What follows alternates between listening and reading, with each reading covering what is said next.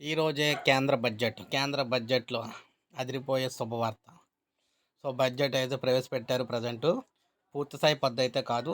త్వరలో సార్వత్రిక ఎన్నికలైతే వస్తున్నాయి కాబట్టి, దీనికి సంబంధించి మధ్యంతర బడ్జెట్ అనమాట. ఇందులో ముఖ్యంగా చూసుకున్నట్లయితే, రైతులు, మహిళలు సహా వివిధ వర్గాలను ప్రసన్నం చేసుకునేందుకు తాత్కాలిక పద్ధతిలోను కూడా తాయిలాల వర్షం కురిపించే అవకాశాలైతే కనిపిస్తున్నాయి.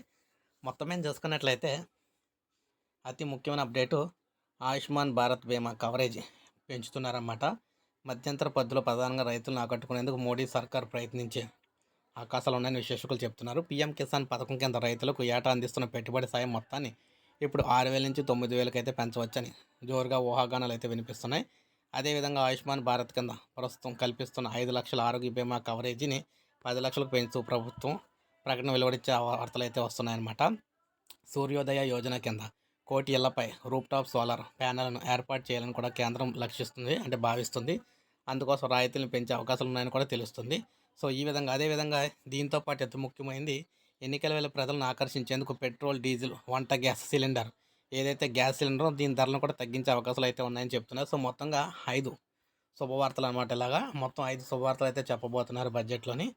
సాయంత్రం కల్లా మనకు క్లియర్ ఇన్ఫర్మేషన్ అయితే వస్తుంది. ఒక లైక్ చేయండి, సబ్స్క్రైబ్ చేసుకోకపోతే మన ఛానల్ సబ్స్క్రైబ్ చేసుకొని ఫాలో